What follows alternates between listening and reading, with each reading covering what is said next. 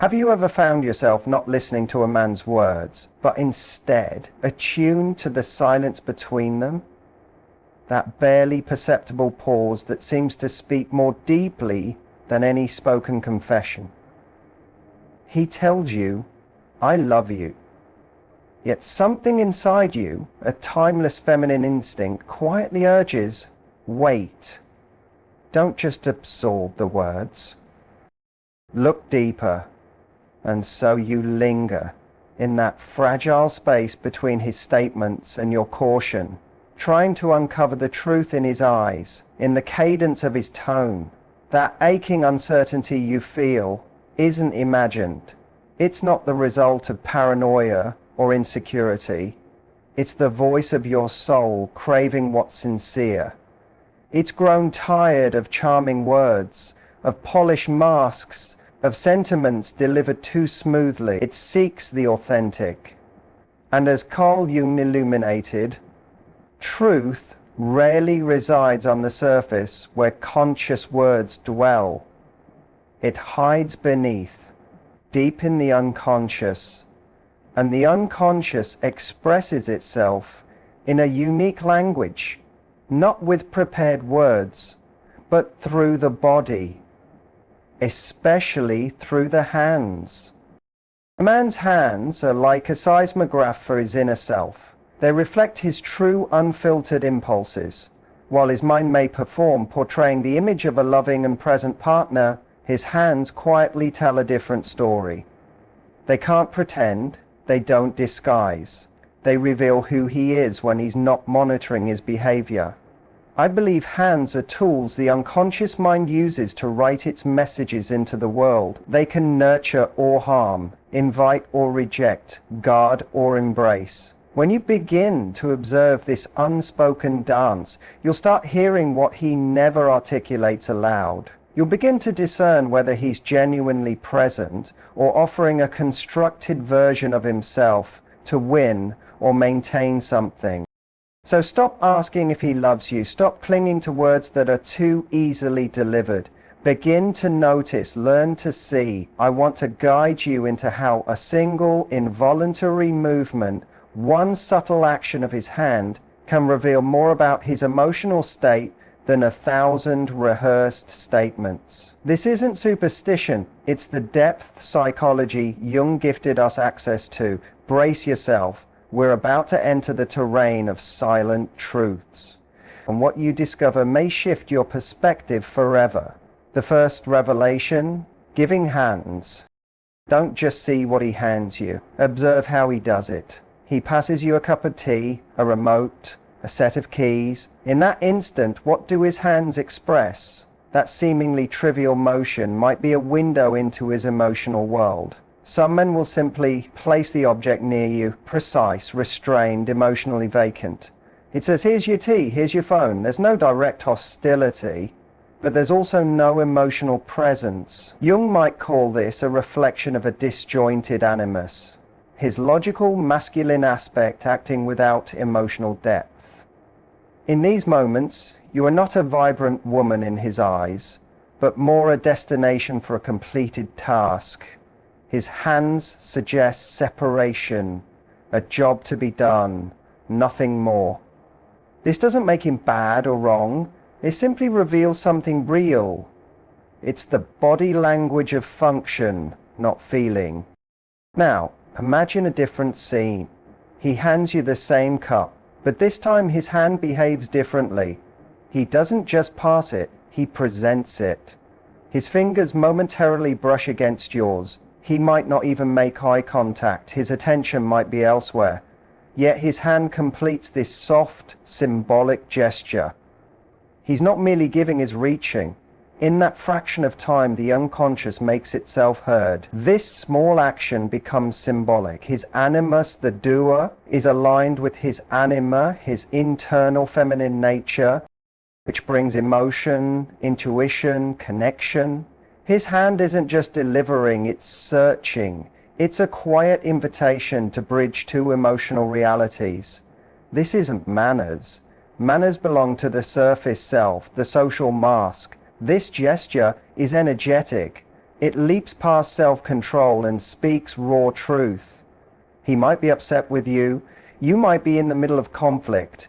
Yet if his hand still gently extends toward you, it means something significant.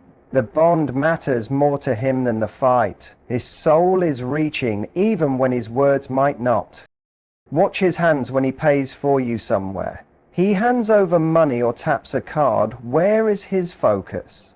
If he does it smoothly, with quiet presence, it's one thing. But if his hand reaches back to you with a soft, grounding touch, perhaps a brush of your fingers, that's something else entirely. That's a message not of obligation, but of inclusion. It's a silent vow. I'm here with you. I want to share this with you. On the contrary, if his hands are abrupt, pulled back quickly, almost fearful of contact, that also speaks volumes. It may reveal discomfort, fear of intimacy, or a protective wall he keeps between himself and vulnerability. His hands say, I give something, but I withhold myself. He's physically present, yet emotionally withdrawn. So next time he offers you something, disregard the item. Study his hands. Are they gentle or rigid? Do they seek your touch or shy away? Do they draw you in or hold you off? That fleeting moment contains more authenticity than countless verbal reassurances. It's not just a gesture. It's an emotional truth made visible. Now we move to resting hands. The most truthful signals arrive in stillness. When there's no show to put on, no performance to maintain, when it's just him and his thoughts, even if you're sitting beside him, what do his hands say then? Imagine the two of you in a car, cruising in silence. His eyes are on the road. What's his free hand doing? Does it calmly rest on the gear stick? Does it fidget, tremble, or reach toward you? Perhaps gently settling on your leg or entwining with your finger. That isn't a conscious decision. He's not doing it for effect. His hand moves with instinct, like a companion who knows where it feels at home. Jung might say this reveals a deep-seated emotional anchor. If his hand seeks yours in unguarded silence, it means something precious. In his inner world, you are a point of emotional balance. You are his calm. And this isn't rooted in momentary passion, it runs deeper. It's a need to connect, a silent confirmation. You're here, and everything feels right. That touch speaks of comfort, of silent belonging. Now, flip the image. It's still quiet, but his hands are restless. He's glued to his phone, tapping a rhythm on the steering wheel, clenched fists, or pockets that seem to swallow his fingers. What are you witnessing? Restlessness often reveals turmoil. Jung might see this as the shadow stirring, those unacknowledged feelings breaking the surface. Constant scrolling isn't always boredom. Often, it's evasion. Avoidance of silence, where truth echoes too loudly. Avoidance of emotional intimacy that may feel dangerous. In those moments, his hands build a barrier. The phone becomes a shield. Tucked away hands? That's concealment, not necessarily deceit, but parts of himself he's not ready to show. It could be insecurity. It could be fear. Likely both. Even when watching a movie together, watch his hands. Do they rest close to yours, relaxed? Or do they stay folded, distant? Crossed arms can be a clear sign. He's closing off. Perhaps he's holding back affection or repressing anger. Either way, there's a conflict inside. His inner being isn't at ease. True closeness looks like openness. A hand that rests lightly beside yours, not intentionally reaching but not recoiling either. That's peace. An unplanned touch that feels natural, like exhaling. That's authenticity. When his hand finds yours during a lull, you're not just a partner, you're his sanctuary. And that feeling of safety surpasses any grand gesture or romantic declaration. Now comes the final reveal. Hands in conflict. This is where all pretense dissolves and the hidden self steps forward. Those emotions we keep buried, anger, shame, fear, suddenly surface. And in that storm, don't look at his face distorted by frustration. Watch his hands. They won't only reveal his rage, they'll expose what hides beneath it. You're arguing, his tone escalates. Where are his hands? If they clench into fists, that's one of the most ancient expressions of inner chaos. It doesn't mean he'll hurt you, but it does signal that his deeper instinctual self has taken over. In that moment, he's no longer a rational man, but a reactive or threatened being braced to either defend or strike out. Jung might say the shadow has seized control of his awareness. A man who tightens his fists during a disagreement isn't managing his anger. His fury is managing him, and that reveals emotional immaturity, an inability to regulate powerful emotions. He may not necessarily be violent, but what's truly dangerous is the unpredictability. Another revealing cue. His hands begin to move with aggressive intent. He jabs the air with a pointed finger or slices through it with a sharp motion. At that point, it's no longer an automatic response. It's a breach of your personal space. A finger jab becomes a symbolic spear aimed at piercing your boundaries, shaking your sense of safety, and forcing you into surrender. His hands declare, "You're to blame, submit." It's the posture of an accuser, not a caring partner. A man who defaults to these gestures isn't striving for mutual understanding. He's striving for control. To him, intimacy becomes warfare. Now imagine something far more uncommon, something that reveals far more. You're mid-argument. Tension is high. Emotions are bruised. But his hands remain open, palms facing you or turned upward. That's no ordinary reaction. It's a powerful gesture. An open hand in an emotionally charged moment signals remarkable trust and raw vulnerability. His body language communicates, "I'm upset, but I'm still open to connection. I won't shut you out. I'm not armed. I'm here to engage, even if it's painful." Jung might interpret this as the mark of a man who has befriended his own shadow. He doesn't run from it, so it doesn't consume him. He can feel the fire of anger without losing himself to it. He doesn't need to dominate or punish because he understands that wounding you also wounds him. In some moments, during heated tension, he might even reach for your hand, not to hold you back, but to still the emotional turbulence. It's a gesture born of desperation and devotion. His touch says, "Please, let's pause. What we've built means more than this conflict." A man who can extend that kind of tenderness under pressure possesses a rare strength. He values connection more than his own ego. So watch his hands during conflict. They are a mirror to his inner state. Clenched fists reflect fear and emotional stunting. Hostile gestures point to a craving for control, but open palms? They signify emotional bravery, depth, and a love durable enough to survive the storm. And now we come to the unspoken language of safety. Observe how a man behaves in public, away from the curated comfort of private space. Out in the open, his truest instincts surface. And again, notice his hands. You're moving through a crowded street. Does he drift ahead navigating a path for you, or does he simply walk alongside you, detach from your experience? Or maybe he does something much more subtle, much more telling. He places his hand softly on the small of your back, not on your buttocks. That signals ownership or territoriality, but on your lower back. That's no random touch. It's one of the oldest human gestures of silent protection. Jung might say that in that moment, The protector archetype awakens inside him.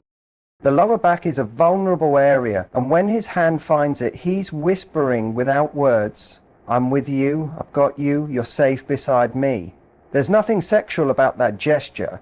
It doesn't shout, "She's mine," like a hand on your rear would, nor does it proclaim authority like a firm grip on your shoulder might. It simply says, "You're cherished, I am your God." This is what it looks like when a man's masculinity becomes a shield instead of a weapon. He's not posturing, he's quietly creating sanctuary. A man like this doesn't see you as a prize or an accessory. He sees you as sacred, worth protecting. Another moment. You're seated in a group. Someone says something biting, subtle, maybe even disguised as humor, but it stings. How do his hands respond? Do they freeze? Or does one slip under the table to find yours, delivering the smallest, most powerful squeeze? That touch says everything. I noticed. I'm here. You're not alone. He doesn't need to speak or call attention to it. Sometimes, the quietest reassurances carry the most weight. That gentle pressure says, "I've got you." It tells you your discomfort matters. It tells you you're not standing alone. You and he, together, are a quiet alliance. You move as a unit. Now contrast this with a man who either keeps physical distance in public or, on the opposite end, grips your body too tightly. His arm clamped around your waist, his fingers digging into your hip, as if he's trying to claim ownership. Jung might view this as shadow behavior, driven not by love, but by insecurity. That man isn't shielding you, he's guarding his ego. His hands aren't protection, they're performance. They don't say, "You're safe with me." They say, "You're my possession." True protection is never loud. It doesn't clamor for attention. It's the invisible act of moving debris from your path without fanfare. It's opening a door without dramatics. It's the instinctive gestures that build an unspoken safety net. A protective hand that doesn't possess reveals a man who values you for who you are at your core, not just for your beauty or your role in his life, but for your being. Now let's talk about the listening hand. Listening isn't just about ears, it involves the full body. And hands, perhaps most of all, reveal whether someone is truly present. Even if a man is smiling and nodding while you speak, pay attention to his hands. Are they still? Do they rest quietly near you? Maybe one hand supports his face as he leans in closer. That posture says more than words ever could. His hands say, "I'm here. I'm listening. You have my attention." Jung might describe this kind of resonance as synchronicity, the meeting of two inner worlds. He's not just registering information, he's tuning into your emotional frequency. His hands stay calm and receptive, creating a space where your soul can emerge, unguarded. But now imagine the opposite. You're speaking and his fingers start drumming. He fidgets. He glances at his phone or fiddles with something nearby. These are warning signs, indicators of mental withdrawal. His hands are already gone. They're declaring, "Wrap it up." His body is no longer a participant. He's enduring your voice, not embracing it. And then there's a more nuanced behavior. He begins touching his own body, rubbing the back of his neck, stroking his arms, adjusting his shirt collar. This is subconscious self-soothing.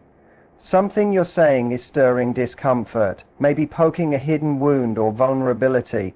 And that's not necessarily a bad thing. It means your words are reaching him. What matters is what he does next. Does he shy away, or does he stay grounded, facing you and the emotion with honesty? Sometimes, the truest moment of listening comes without speech. He reaches for your hand, rests his palm over yours, and simply stays there. That touch becomes a language of its own. It says, "I can't fix this, but I won't let you carry it alone." That is empathy. That is presence. He's not just hearing you, he's feeling alongside you. He doesn't retreat from your sadness or your stories. He chooses to sit inside them with you. A man whose hands can do that sees you not as noise to be tolerated, but as a soul to be honored. His hands become a bridge across emotional distances, and what flows between you is something sacred. So don't let words fool you. When he says, "Of course I'm listening, love," check his hands. Are they engaged, quiet, tender, still? Trust those hands more than the scripted reassurances. Finally, consider the hands that explore, not in lust, but in reverence. This isn't about heated desire, it's about a softer, more reverent kind of physical intimacy. Picture this. You're sitting close, sharing a calm moment, not trying to seduce, just resting in each other's presence. How do his hands behave? Do they simply hold yours, or do they begin to move almost involuntarily, tracing small, quiet paths along your skin? His thumb glides along the edge of your palm. His fingers softly travel across each of yours, as though trying to imprint every texture, every contour into his memory. This is not a seductive act, it's a devotional one. In that subtle exploration, he is in touch with his anima, the inner feminine principle representing sensitivity, intuition, and creative energy. His hands are not whispering, "I want you," but rather, "I see you, you captivate me." His gaze lingers on you, not like you're an object of desire, but like you're a work of art. Every crease in your hand becomes a story, every fingertip a verse. And often he doesn't even notice he's doing it. He might be half watching a movie or chatting about something trivial, but his hands stay with you, because that's where his real attention lives. Not in the noise, but in the silent places where hands speak what words never could.